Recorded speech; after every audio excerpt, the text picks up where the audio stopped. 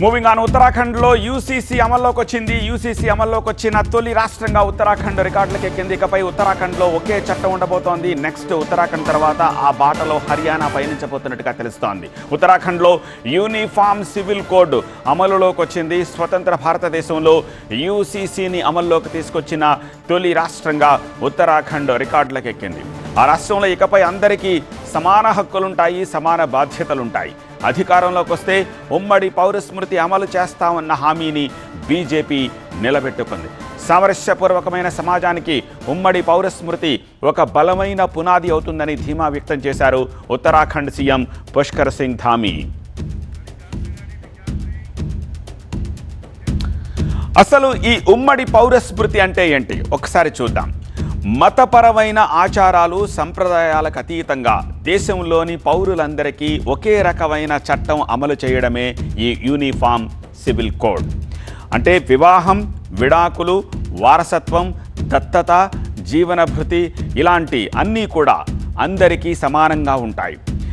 ఇలాంటి అంశాల్లో కుల, మత, వర్గాలకు అతీతంగా అందరికీ ఒకే రకమైన న్యాయం ఉంటుంది. ఒకే రకమైన చట్టం తీసుకురావడమే ఈ యూసీసీ ముఖ్య ఉద్దేశం. ఉమ్మడి పౌరస్మృతి ఉపయోగాలేంటో చూద్దాం. 1. పెళ్ళిళ్ళు, విడాకులు.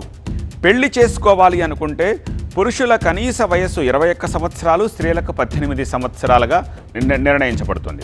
అలాగే భాగస్వామి నుంచి విడిపోయిన మహిళకు భరణం పొందే హక్కు ఉంటుంది. 2. బహుభార్యత్వం బంద్.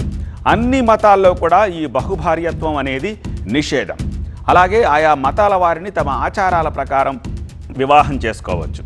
ఇక 3rd థింగ్, హలాల్కు చెక్. మహిళలకు ఆమోదయోగ్యం కాని హలాల్ విధానంపై ఇకపై నిషేధం విధించబోతున్నారు. 4th, మ్యారేజ్ రిజిస్ట్రేషన్స్ అనేది మస్ట్, తప్పనిసరి.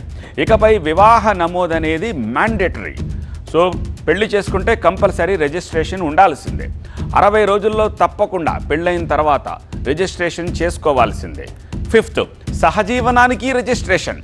సహజీవనం చేస్తున్నాము అంటే సరిపోదు. సహజీవనం చేస్తున్న వాళ్ళు ఇకపై రిజిస్ట్రేషన్ చేసుకోవాలి. ఒకవేళ చట్టాన్ని అతిక్రమిస్తే జైలు శిక్ష విధిస్తారు, జరిమానా కూడా విధిస్తారు. సహజీవనంతో పుట్టిన బిడ్డకు కూడా చట్టపరమైన గుర్తింపు ఉంటుంది. ఇక 6th, వారసత్వ చట్టం. ఉమ్మడి కుటుంబంలోని పిల్లలకు వారసత్వ ఆస్తులపై ఇకపై పన్ను మినహాయింపు ఉండదు. సో ఇట్లా మొత్తం ఇవన్నీ కూడా అందరికీ సమానంగా ఒకే రకమైన చట్టం ద్వారా సమానమైన హక్కులు, సమానమైన బాధ్యతల్ని ఈ యూసీసీ తీసుకొస్తోంది. అయితే దీని ఇంపాక్ట్ ఎలా ఫర్దర్గా ఇది ఎలా స్ప్రెడ్ కాబోతోంది దేశం మొత్తం మీద? బికాజ్ కేంద్రంలో అధికారంలో ఉన్న బీజేపీ ఈ ఉమ్మడి పౌరస్మృతిని ఎట్టి పరిస్థితుల్లో తీసుకొస్తామని పదే చెప్తున్న నేపథ్యంలో దానికి సంబంధించిన మరింత సమాచారం అందించేందుకు మా ప్రతినిధి మహాత్మా ప్రస్తుతం మనకి లైవ్లో సిద్ధంగా ఉన్నారు. మహాత్మా, సో ఇవాళే కోడ్ అమల్లోకి వచ్చింది కాబట్టి ఆ రాష్ట్రంలో వివిధ రాజకీయ పార్టీల రెస్పాన్స్ ఎలా ఉంది? దేశం మొత్తం మీద కూడా వివిధ రాజకీయ పార్టీల రెస్పాన్స్ ఎలా ఉంది? అలాగే ఈ బాటలో పయనించే రాష్ట్రాల లిస్టు ఏమిటి?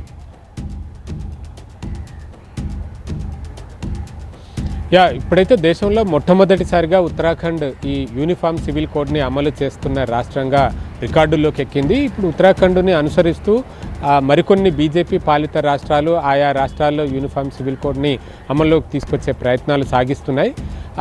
అంతేకాదు దేశవ్యాప్తంగా యూనిఫామ్ సివిల్ కోడ్ని అమలు చేయాలి అన్నది భారతీయ జనతా పార్టీ నినాదం.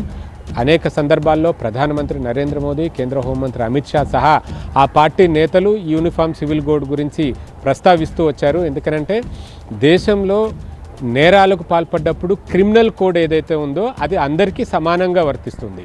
ఒక నేరం, ఉదాహరణకు దొంగతనం, హిందువు చేసినా, ముస్లిం చేసినా, క్రిస్టియన్ చేసినా, ఏ మతస్థుడు చేసినా సరే దానికి శిక్ష, ప్రాసిక్యూషన్ అంతా కూడా ఒకే రకంగా ఉంటుంది.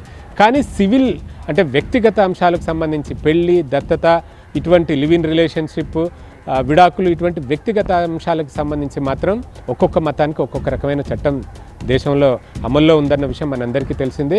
హిందువుల విషయానికి వచ్చేసరికి హిందూ వివాహ చట్టం 1955లో వచ్చింది. అలాగే క్రిస్టియన్లకు క్రిస్టియన్ స్పెషల్ మ్యారేజ్ యాక్ట్ ఉంది, ముస్లింలకు ముస్లిం పర్సనల్ లా అంటుంది. ఇలా ఒక్కొక్క చట్టం, ఒక్కొక్క మతానికి ఒక్కొక్క రకమైన చట్టం ఆయా మతాచారాలను, మత గ్రంథాలను అనుసరించి రూపొందించుకుంటూ వచ్చారు. కానీ ఈ కారణంగా రాజ్యాంగంలో ఆర్టికల్ 14 అంటే సమానత్వాన్ని ప్రతిపాదిస్తున్న ఆర్టికల్ 14కి విరుద్ధంగా కొన్ని మతాచారాలు ఉన్నాయి, కొన్ని మతపరమైన చట్టాల్లో నిబంధనలు ఉన్నాయి అన్నది కేంద్ర ప్రభుత్వం చేస్తున్న వాదన. దాన్ని సవరించాలి అంటే అందరికీ ఒకే రకమైన సివిల్ కోడ్, పౌర స్మృతి అన్నది ఉండాలి అన్నది వారు చేస్తున్న నినాదం. అందులో భాగంగానే ఉత్తరాఖండ్కి సంబంధించి 2022 ఎన్నికల సమయంలో ఒక హామీ ఇచ్చారు, యూనిఫామ్ సివిల్ కోడ్ని ఆ రాష్ట్రంలో అమల్లోకి తీసుకొస్తామని. దాన్ని ఇప్పుడు నిజం చేసి కూడా చూపించారని చెప్పవచ్చు. తద్వారా ఇప్పుడు బహుభారత్వం, ఇస్లాంలో దాన్ని అనుమతిస్తున్నారు, కానీ ఇప్పుడు యూనిఫామ్ సివిల్ కోడ్ ప్రకారం దాన్ని ఇక్కడ అనుమతించడానికి వీల్లేదు. ఎవరైనా సరే ఒకే భార్యను కలిగి ఉండాలి.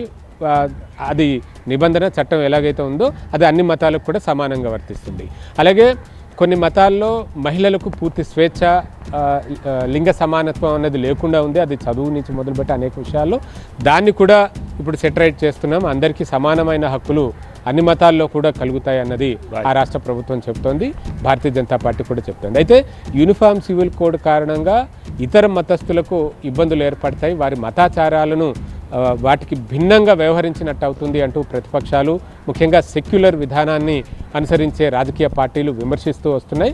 ఇది భిన్నత్వంలో ఏకత్వం అన్న సూక్తి, భారతదేశానికి సంబంధించిన ప్రజాస్వామ్య సూక్తి ఏదైతే ఉందో దానికి విఘాతం కలిగించే చర్య అంటూ వారంతా కూడా విమర్శలు చేస్తూ వస్తున్నారు. ఉత్తరాఖండ్లో ఈ చట్టాన్ని తీసుకొచ్చినప్పుడే అక్కడ ప్రతిపక్షాల వైపు నుంచి ఆ రకమైన విమర్శలు వచ్చాయి. ఇప్పుడు దేశవ్యాప్తంగా యూనిఫామ్ సివిల్ కోడ్ అంటే ఖచ్చితంగా కాంగ్రెస్ సహా విపక్ష కూటమిలోని అనేక రాజకీయ పార్టీలు దీన్ని తప్పుబట్టే అవకాశం ఉంటుంది.